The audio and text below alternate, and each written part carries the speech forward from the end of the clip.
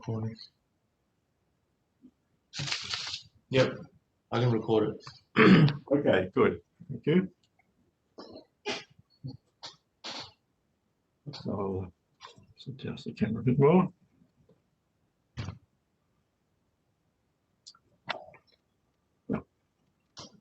Okay. So you're familiar with groups, so let me just say that what we're about is groups and symmetry. Can you see what I'm writing okay? Yeah, that's fine. Yeah. I'll speak up just in case, because he's not necessarily close to the. Is that? The writing's good. Okay, good. So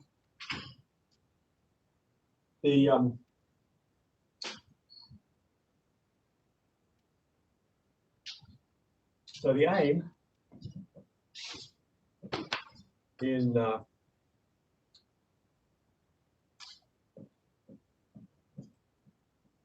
research about groups is to understand their structure. Perhaps I won't write everything up. The aim in research about groups is to understand structure, and what does that mean? Well, that means being able to break them down into simpler pieces and understanding those pieces. That's basically the idea. Let's start with a basic example, though. Let's think about, say, symmetries of a square. So have you seen anything to do with this?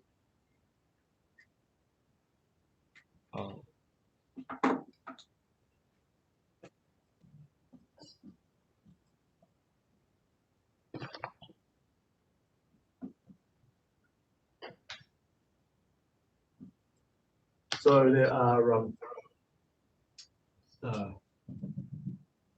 reflections.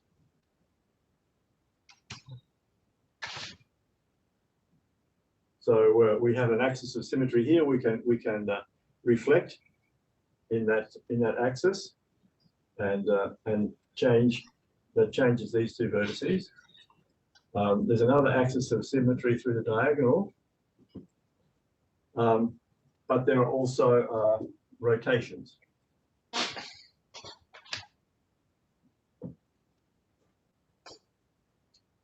And let's call the have you seen the idea of a group table? Of what? A group table? Group multiplication table? Multiplication table? I don't think so. No, no? Okay, let's start with that then. So there are reflections and there are rotations, and there are 4 reflections, one for each axis of symmetry. So there's 1, 2, there's another axis, horizontal axis, and there's another axis of symmetry through this diagonal. So there are 4 reflections, and there are 4 rotations, where we count the rotation through 0 degrees as one of them. So through 0,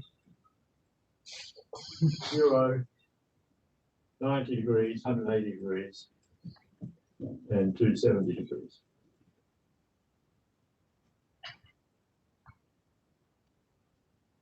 Okay, so if we give them, let's give these names.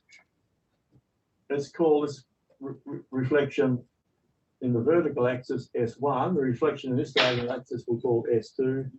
The reflection in the horizontal axis we'll call S3, and the reflection in this vertical axis we'll call S4. And the rotations, let's call them, say, we'll call this one, let's call it E. But not sure why, but You might not be sure why, but that's a standard name for it. And we'll call these R1, R2, and R3. Okay, then we can make up a table that describes how these multiply. Let's look at the rotations first of all. All right, if we multiply, okay, so this multiplication table talks about what happens if we follow one symmetry with another one. So the idea is that we have these 8 symmetries, and we can think of them dynamically as moving the square onto itself and leaving it looking the same. And so if we do nothing, and we record what happens in this table. So if we start by doing nothing and then rotate, well, we just get the same rotation.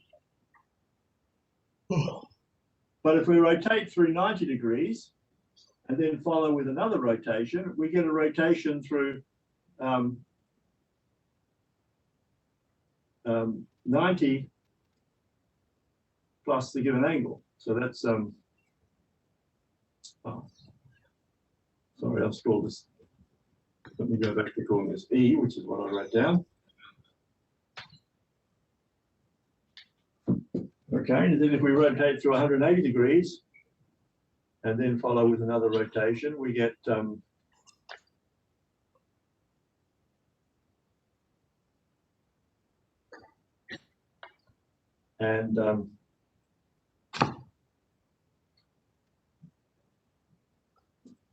that table records how the symmetries multiply. The rotations, anyway. Now, what happens if we think about the reflections? Then again, if we do nothing and follow by a reflection, we just get the same reflection.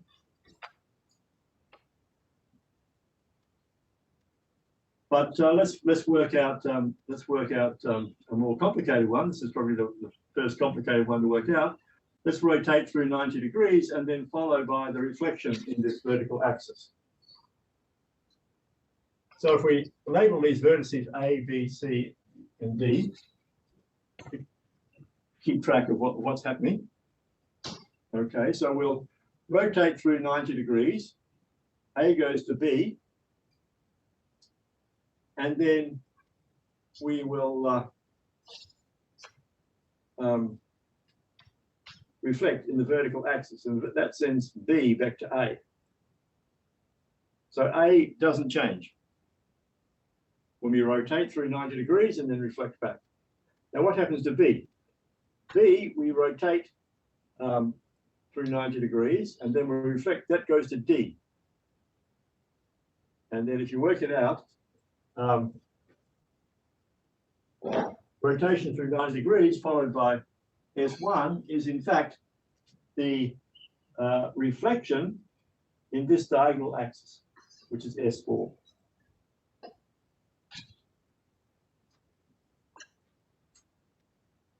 Okay. Now, let's work out what happens if we reflect in the vertical axis, then followed by the rotation through 90 degrees. Well, now that sends A to B, and then we rotate through 90 degrees, that sends A to C. B, we reflect back to A, and then we rotate through 90 degrees, that sends us back to B. So B is fixed. So if we go the other way, we reflect first and then rotate through 90 degrees, we get the reflection S2. So it makes a difference. We get a different answer depending on what the order in which we do things. If we rotate and then reflect, we get S4. If we reflect and then rotate, we get S2. Yeah. Okay, yeah. So this is called a non-abelian. The more you say stuff, the more it will be like adjusted to you. So make sure you speak. So now, I think the first task I'm going to leave you is to complete this table, just for practice. okay. And then we'll come back and talk about that a bit more. But that's the first task, complete that table. So what we have here is the symmetries, the group of symmetries of the square.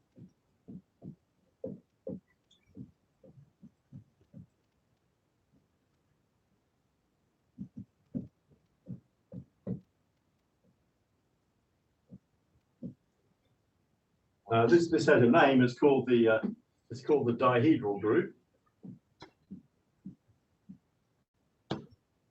Or actually, it's a dihedral group. There are actually there's one dihedral group for each regular polygon. But so this is an example of a group. It's the group of symmetries of a square. It's called a dihedral group. And I'll leave it for you to shortly to work out, complete the table. Okay. So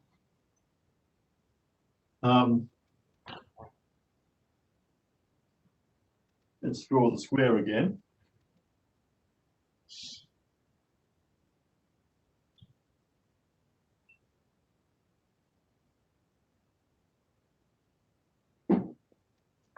Now I want to think of this as a graph.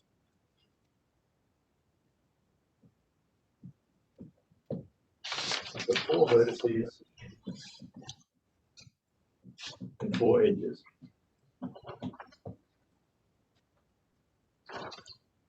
And the dihedral group, or the symmetry group,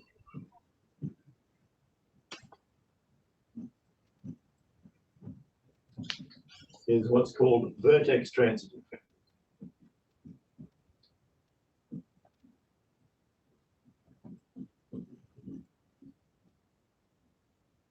That means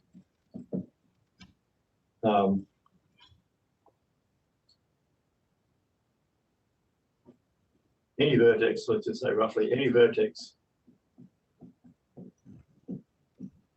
can be sent to any other vertex.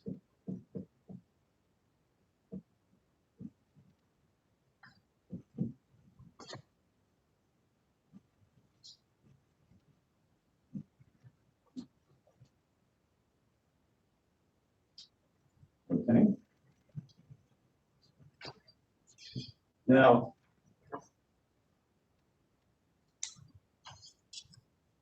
we're going to be interested in vertex transitive graphs. So what we're going to be looking at this week is vertex transitive graphs.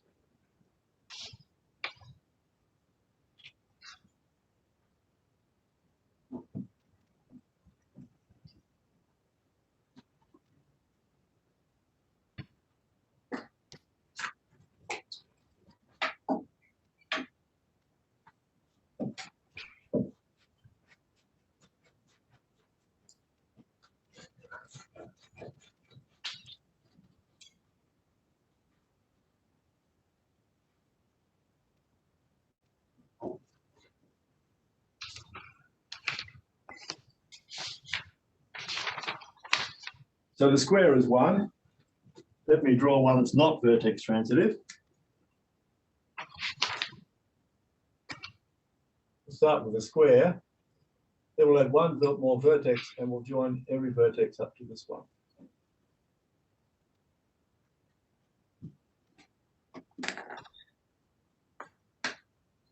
This is not vertex transitive, and why not?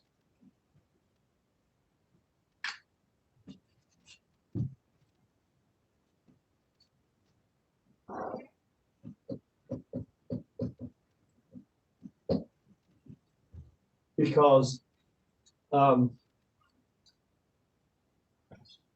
this vertex has 3 neighbors.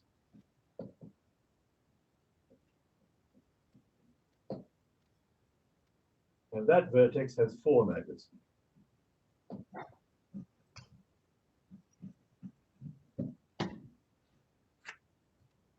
Right, you'll notice that so we can't send this vertex to that one. Oh, why? Because every symmetry has to preserve the number of neighbors. Agree. Yeah. So if we call, if this one is say A and this one is B, we cannot send A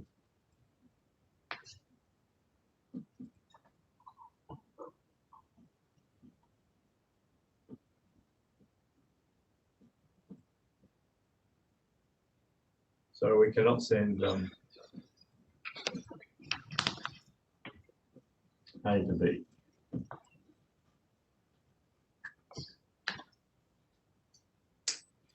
Okay. Now, in fact, if you work out the symmetry group of this one, we can still exchange any of these other 4 vertices exactly the same way as for the square. So actually, this has the same symmetries as the square. But we can't send this central vertex to any of the others.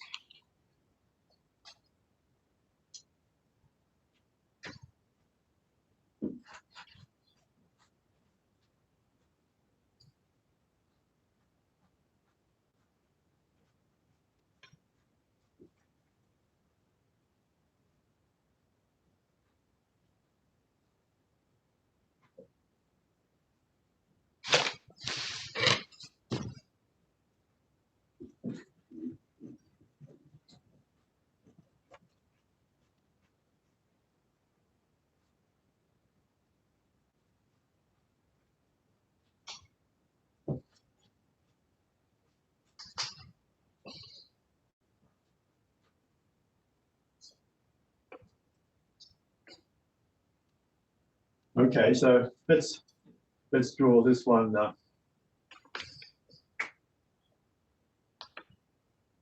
again. So, well, let's draw the square again.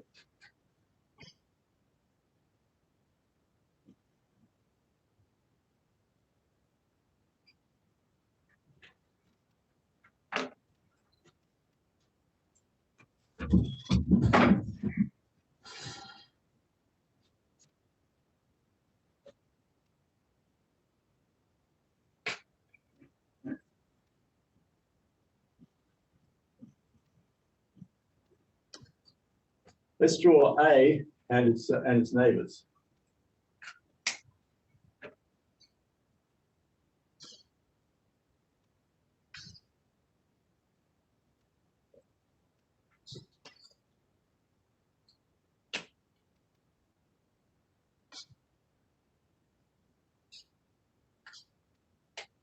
And now we think of this as a in the graph, it's a sphere.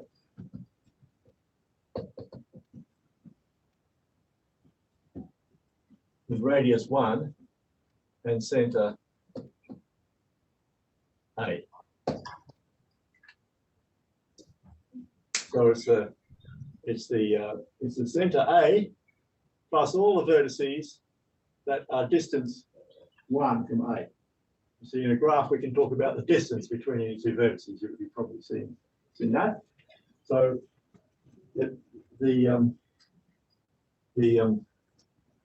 that's how the sphere looks for the square.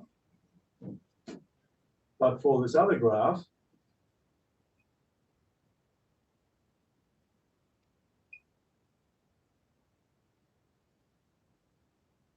we call these A and B.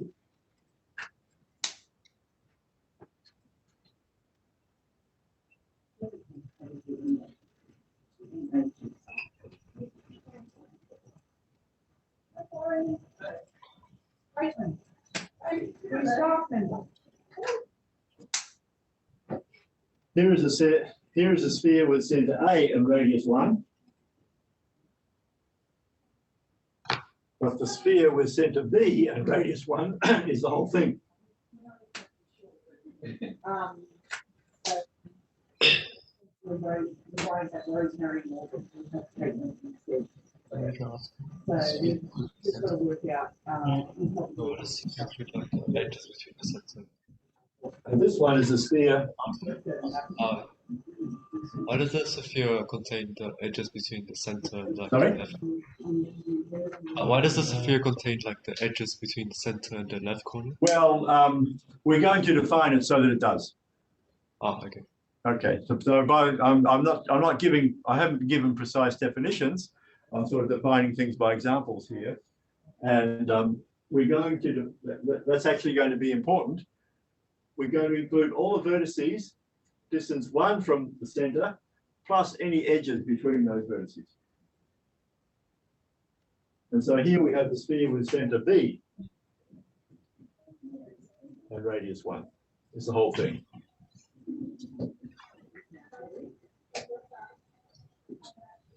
Okay, so that's how we can see that the graph is not vertex transitive.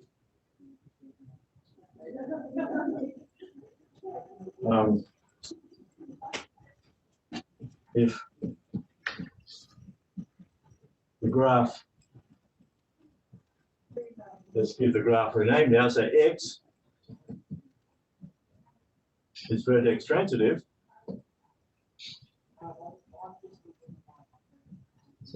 then That's one. all spheres with radius 1 are, well, the same, but we'll call it isomorphic. When did you start to do it? It just means they have the same graph. No, they all look the same. Now,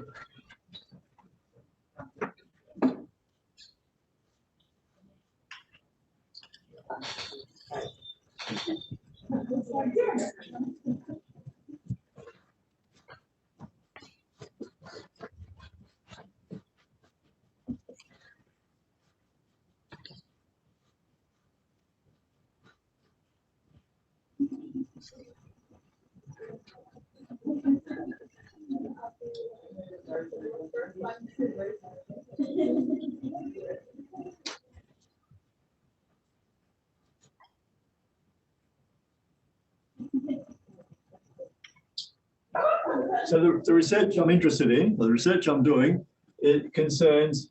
Now I'll just put up the name. I don't expect you to understand what this name means exactly, but they're called totally disconnected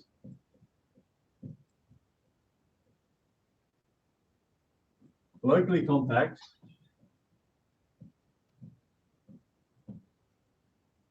groups.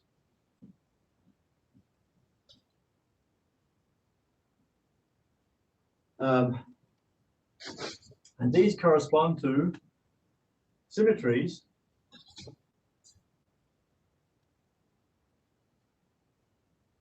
of vertex transitive graphs.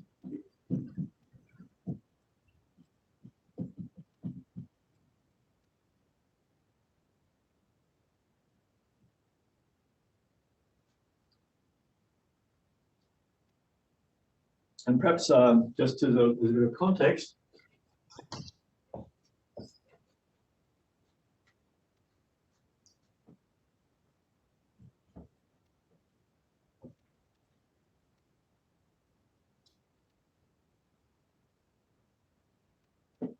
let's say that there are also connected locally compact groups.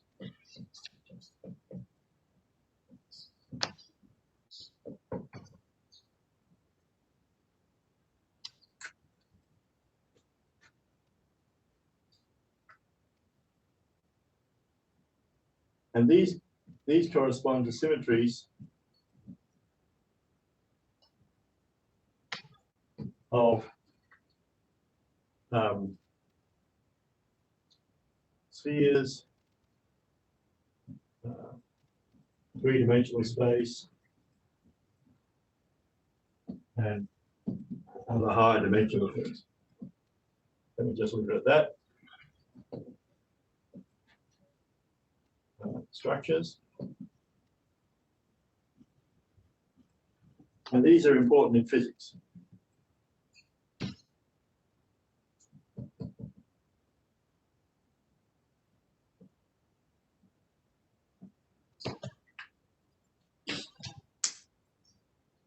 Okay, now we're not so interested in studying those because they are all understood.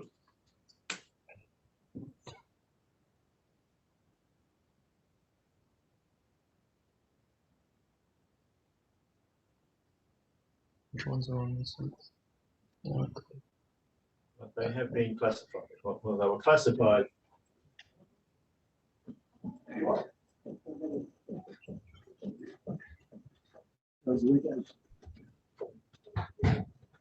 More than 60 years ago.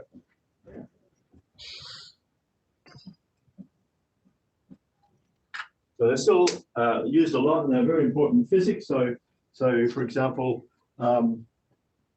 the prediction of the existence of the Higgs boson involves symmetry, involve these groups. Okay, but mathematically, we understand them pretty well as groups. Now we're trying to understand these, and these are symmetries of vertex transitive graphs. Now, these, you see there's a totally disconnected and connected. These are sort of opposite extremes. You might wonder, well, what is there something in between as well? The answer there is not really, because if we forget these qualifiers and just ask about locally compact groups, whatever they are, any locally compact group can be split into two pieces. One is totally disconnected and the other is connected. So these are really the only two cases. The connected one we understand very well, the totally disconnected one we don't. And they correspond to symmetries of vertex transitive graphs. So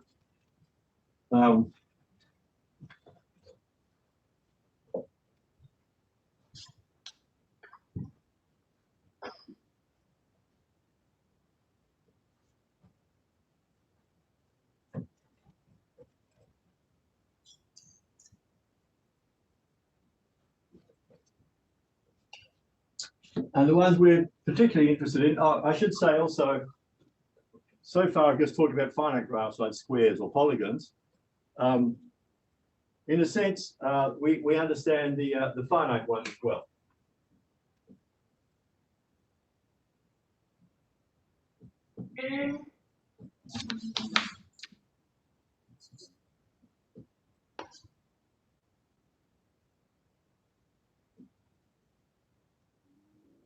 Let me just say fairly well.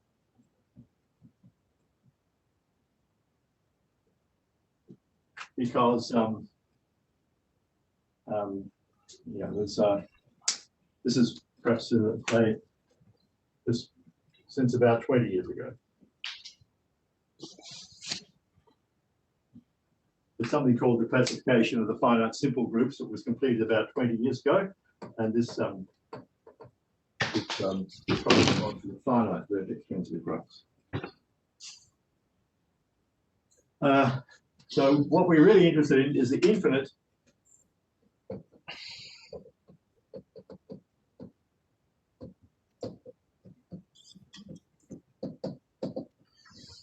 vertex transitive graphs.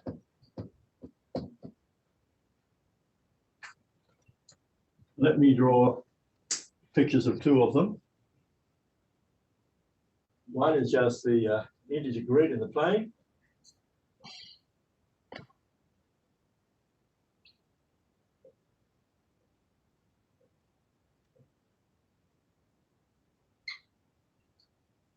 And another one is a tree. They really work with a tree for a graph. a tree is just a graph that has no circuits in it. There's a unique path between any two vertices.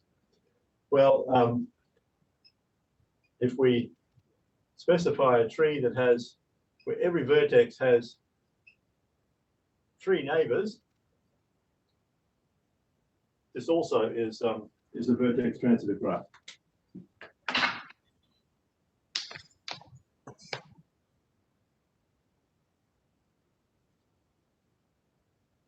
Actually, let me just make it 4.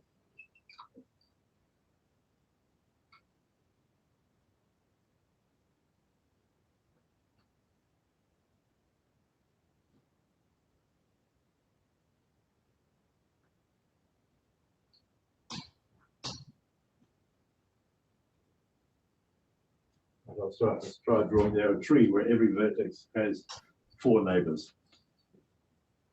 These are both vertex transitive.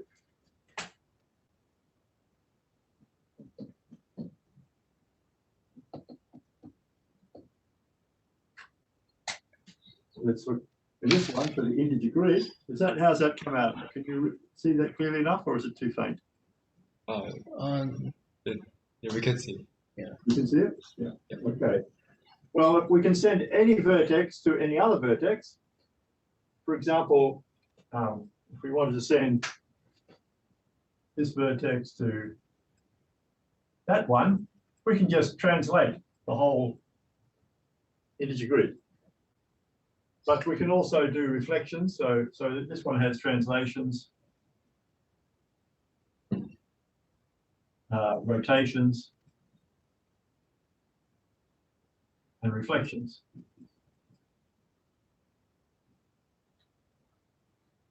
This one, it's fairly easy to see that it's vertex transitive, because what does it mean? Every vertex looks the same.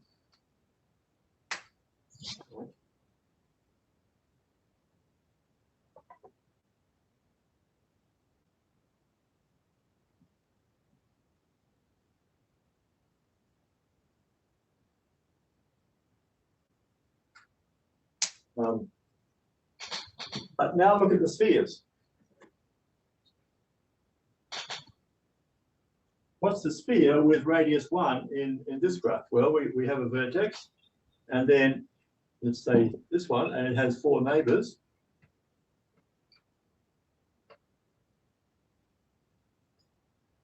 And then that's it. None of the neighbors are adjacent. So that's what the sphere with radius 1 looks like in this graph.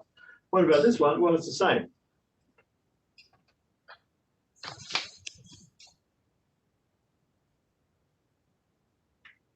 So these are quite different graphs, but the spheres with radius 1 are the same.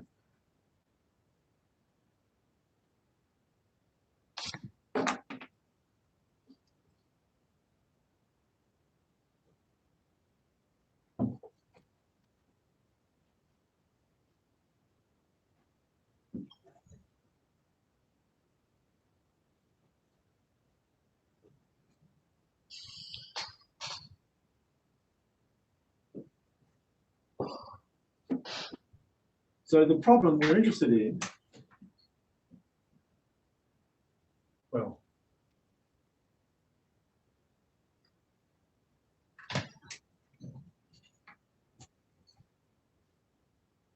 so the question we're ultimately trying to solve is, well, have we found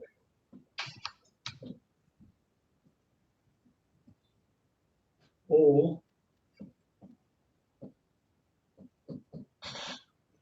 totally disconnected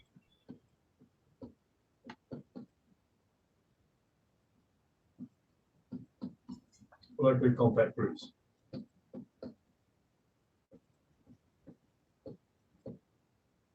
That, roughly speaking, is the question. It requires a bit of refinement, but I can't really go into the details of that right now. But that's the question. The idea is,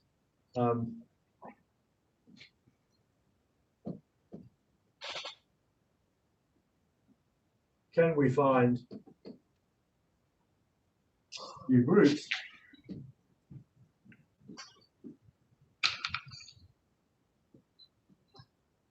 by constructing new vertex transitive graphs.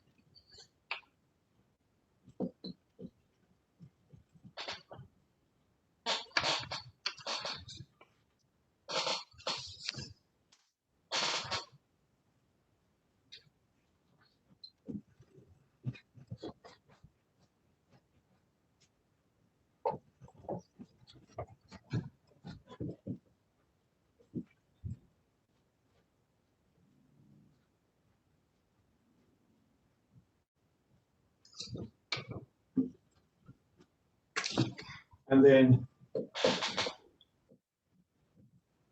given a sphere with radius 1,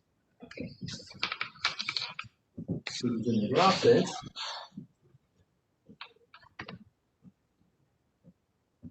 can we complete it to a vertex transitive graph?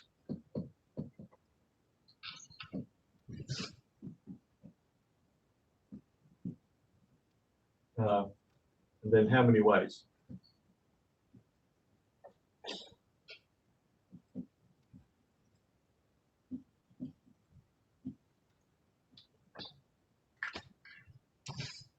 So let's think now, what do we mean by a sphere with radius 1? Well, we have some vertex, which is a center, and then we have some other vertices, which are distance 1 from it.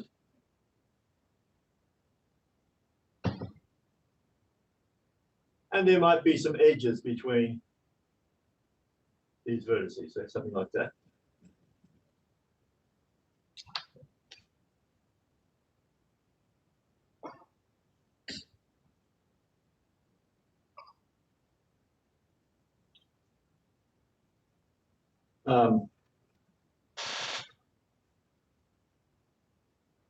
Okay. Now, let's delete. So we have a center, and then some other vertices that have the distance 1 from it, and maybe some edges between those vertices. If we delete the center, what are we left with?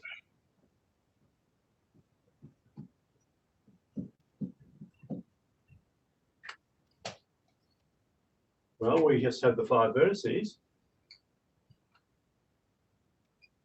and edges between them.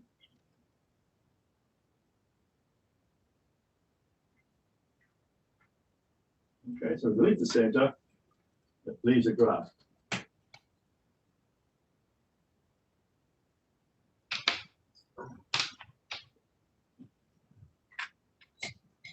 But we can go the other way.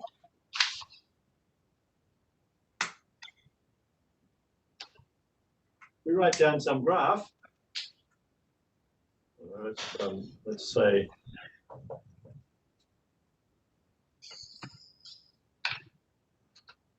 take 6 vertices and some edges.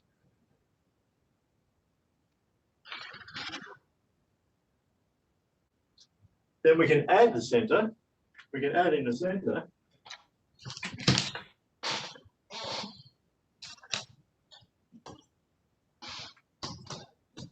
So how do we do that? Well, we take our given graph.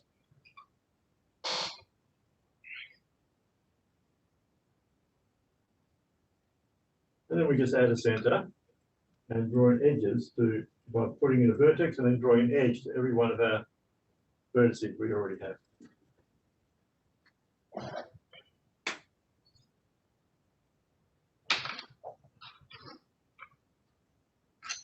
So for a sphere or ball with radius 1, we can go to a graph by deleting the center. For any graph, we can go back to a ball with radius 1 by adding in a center. So the question now is, so given any graph, we can turn it into a ball with radius 1 by adding in a center. And now, is this part of a vertex transitive graph.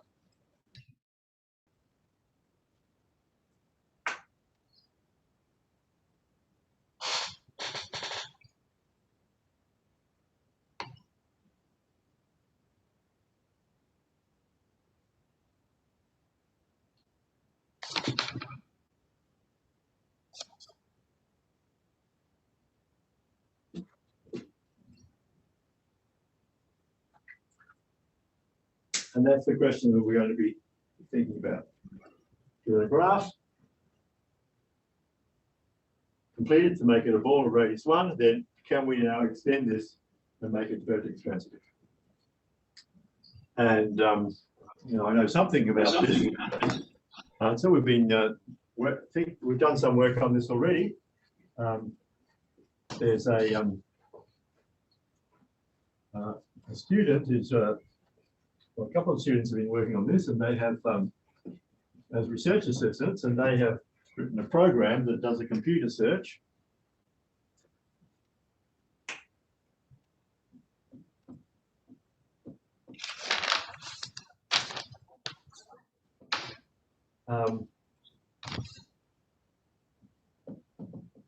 It's still no better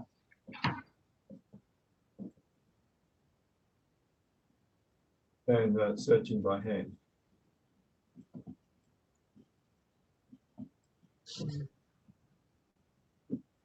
Now, I think actually it soon will be better, but for now we can't do much better than what we can find by hand, the things we already know.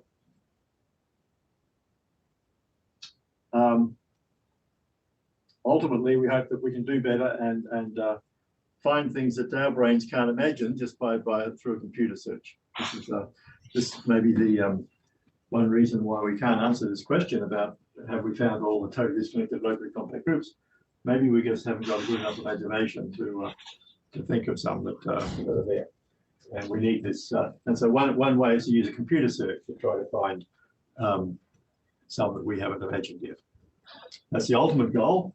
We're not going to do that this week, but that's what we're doing. Okay, so I think that's probably enough for now. I've introduced what the problem is, but there's a few ideas to get used to there. So do I leave you now to think about those ideas? So first of all, complete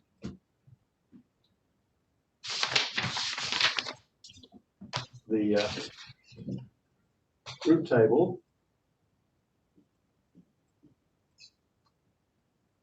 for symmetries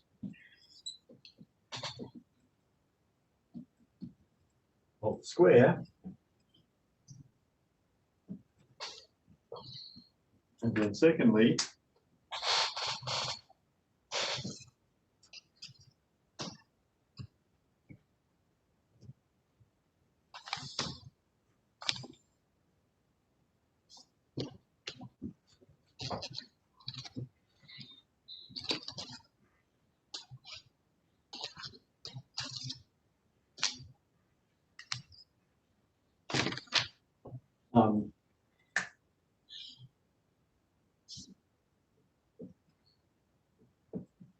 for the following graphs,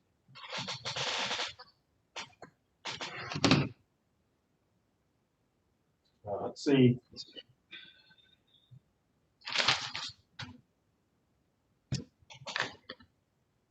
and be completed.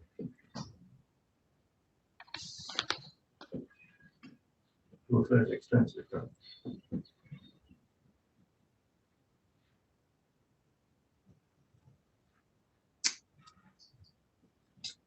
And let's call it, say, A. That's the first one. B, 3 vertices. C, 2 vertices and edge, and then D, 3 vertices and 2 edges. All right, so the idea is now add the center.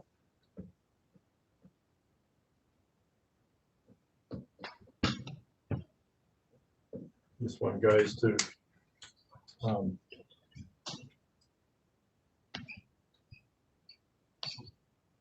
something like that. So now here is our center, and then you can see that we can complete this in a number of ways.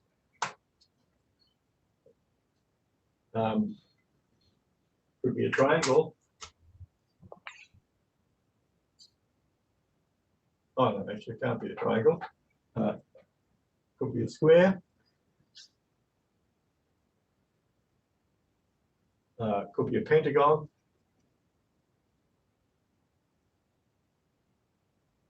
Could be an infinite line.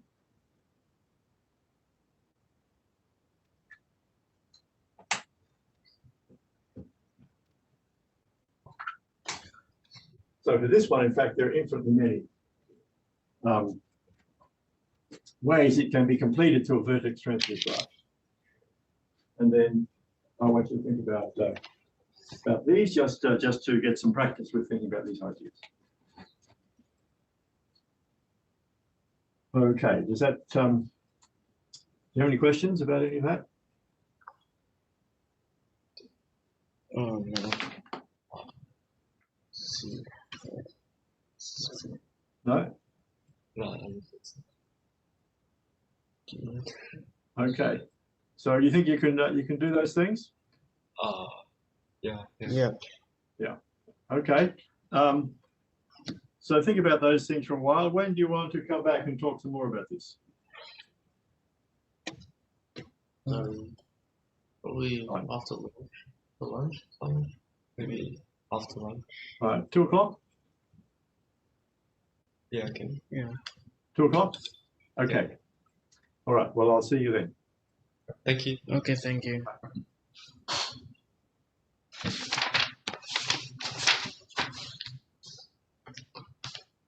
I'll close the